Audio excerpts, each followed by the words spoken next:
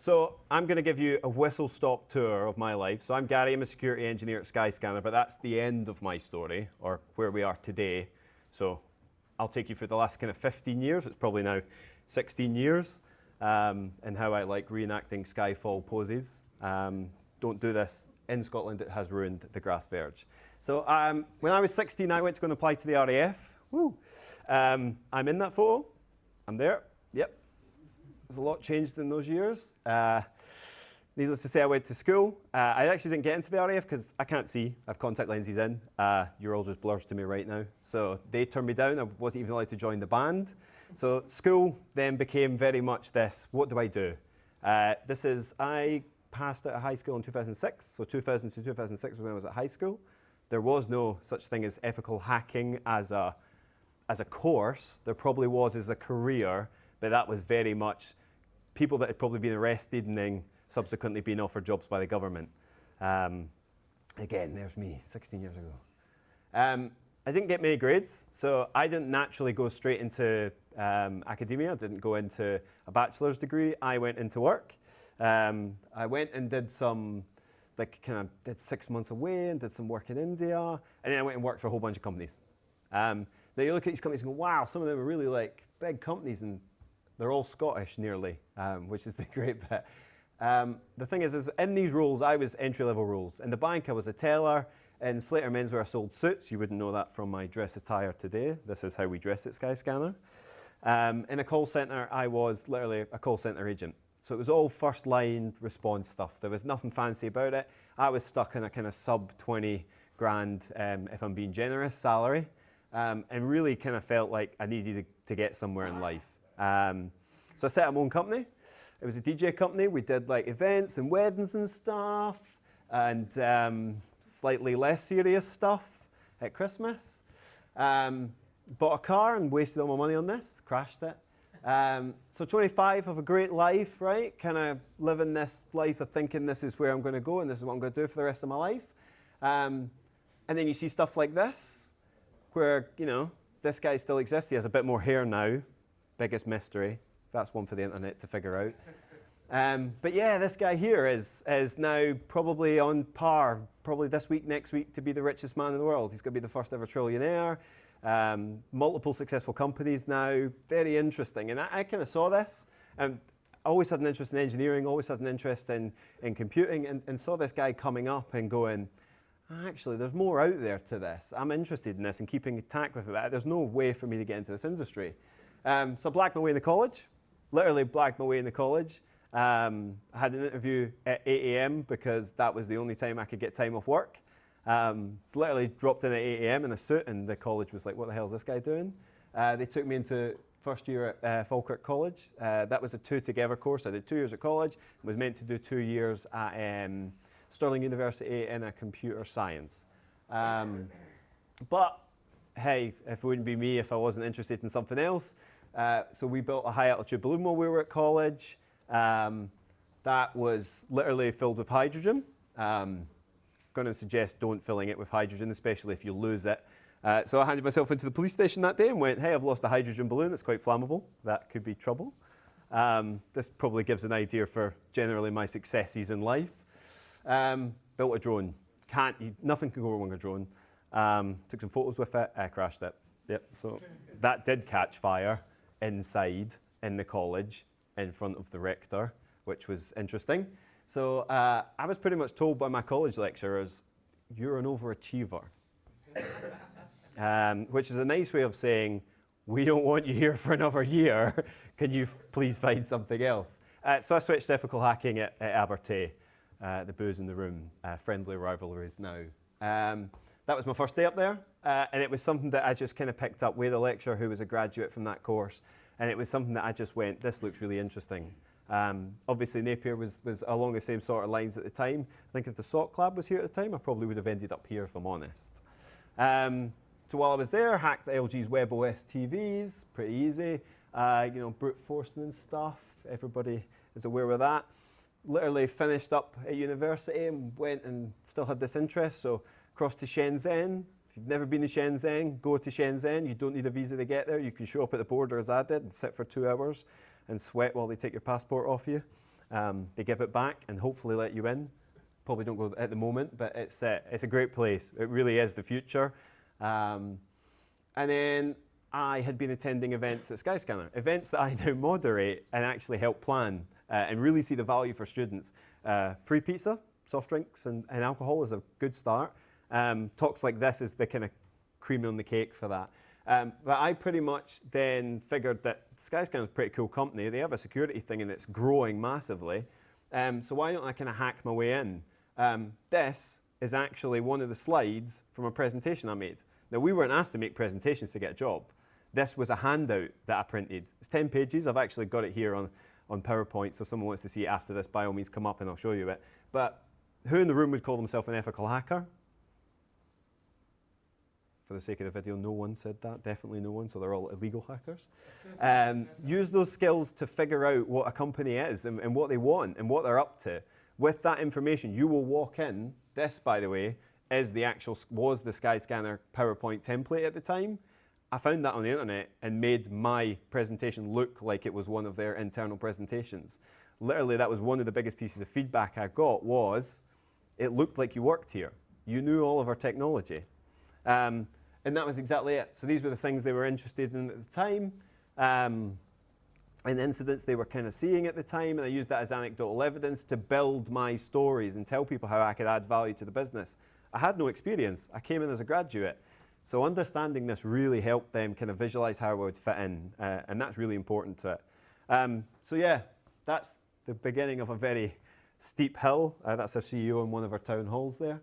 And really, I just spent time doing what I did in most businesses, which was understanding the business, getting to know people, and really learning what the problems were. The last line from ethical hacker to risk manager probably rings true of a lot of people that are in the industry. A lot of the time, you are actually explaining to the business what the risks are and how you can help. But yeah, obviously, you want to secure all the phones. That's not possible. We were 900 staff 2 years ago. We are now 1,600 staff, and we're due to go even higher than that. So it's real rapid expansion. You just have to sometimes appreciate that it's not always possible. We have a phrase at Skyscanner that's called daytime is precious. I work Monday to Friday, 9 till 5. That's it. We have on call. One of us out of 5 goes on call rotation a week. There's 21 people in my team as a unit, 5 within my particular team, and 1 out of 5 of us is on call every 5 weeks. That's it. We work first party. We understand our risks. I improve the business, and I understand most of it. I'll never say all of it, because that's never going to be possible, but that helps me sleep at night. That's the difference between a contractor company and then a first party company. At least one of the main ones. They also send you to nice hacking conferences in Russia. So if you've ever been to Shenzhen and then 6 months later end up in Russia, the UK government's probably going to have some questions, especially if you've got a degree in ethical hacking. That was a lovely hacking conference, and I've never seen anything like it. It was interesting. I like embedded computer systems, and I like machine learning models. So why not order one that has wheels attached to it? 3 years, 7 months, 2 days later, it finally arrived. Registration plate has changed since then. I'll remember to edit that next time. But this is about keeping your interest up in the industry. There's so many ways to be interested in this, and so many ways to show experience that you may not have, but you may actually have by being interested in something else. I built an enterprise network at home. Don't recommend doing this. This is expensive. I'm probably a fire hazard. Every electrician that comes in tells me it's definitely a fire hazard. But this is exactly that. You can understand how networking works from an actual point of view and from a real life experience. Again, at the time I was working for Skyscanner, but I had started building this before I'd even worked with them. There's a bunch of IoT equipment in there as well. I used to build IoT systems using little ES8266s, Node MCUs, little embedded Linux computers. They cost £2, £5. It's not hard experience to get as a student. GDPR came along while I was at Skyscanner. That was absolutely fantastic. It still is to this day. It is what it is. We move on with it. It's exactly what we want to be. And at Skyscanner, we have a goal to being the most trusted travel brand in the world. So this really plays into that. What do I talk about? These are actual blogs that I've written in Skyscanner. unedited. So a bit of that's culture, a bit of that is tooling and how to do things in secure ways. 2 billion, 10 years, how you fail forward and survive was actually on SpaceX. I raised an argument that they had as much investment as we had. And look at what they're doing. They're landing rockets like Thunderbirds. So anything is possible at that point. And really that's the kind of freedom I get in that once you understand your company to a certain extent, there's the ability to learn on top of it and to share that knowledge back. And that's really what we're all about. So this is my team. This is all 21 of us. This was taken just the other week. We are across 3 offices, Edinburgh, London, and Barcelona. That tends to be where the kind of hubs are. But we have offices in, I think it's 8 countries. We have 3 in the UK, Glasgow, Edinburgh, London, Barcelona, Sofia, Budapest, Singapore, Miami. It's a really diverse team. We don't follow the sun in terms of on-call. We have automation around about that covers us for that. These people here work for Skyscanner because they want to build the next generation of security tools and really want to build the next generation of travel tools as well. So some of these work directly with the product teams.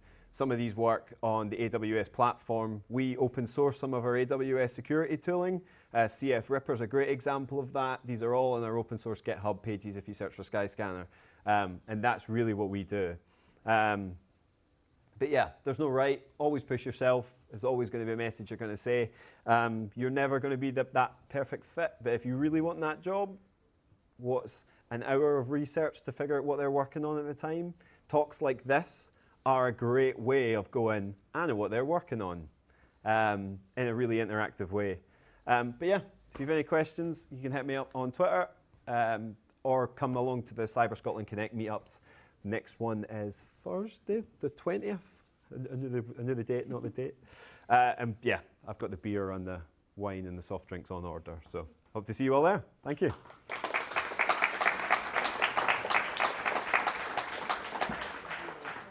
We're cutting slightly into lunch, but we've got an hour for lunch yet. So any questions for Garry? They're asking how do we get a job there? Sounds ace. Don't follow me back to the office. Cool. What are the problems you're trying to solve with the next gen tools? Ooh. So I mean, I'm working on the next generation of corporate identity and of authentication, not authorization. So moving single sign-on to passwordless. Passwords are crap, and we're right on the cusp of going there. And when we flip that switch, hopefully later this year, we can start looking at zero trust in parallel to that. So we're doing that right now in our kind of customer infrastructure, so our AWS platform, and some of the really forward-thinking stuff we're doing there. So we're mirroring that in corporate and making sure that identities are the silo of kind of you own your identity and very much you own the way that you authenticate and giving people options. But eliminating passwords, because I heard it mentioned earlier, passwords are terrible. They are the single weakest point. People will use letter replacement for passwords. Brute forcing them, testing them is just nightmarish. So I think it's about time we move past those. Great announcement from Apple. They've just signed up to the FIDO Alliance the last couple of days. So we now have all major tech companies on board with the open source FIDO. So passwordless is coming.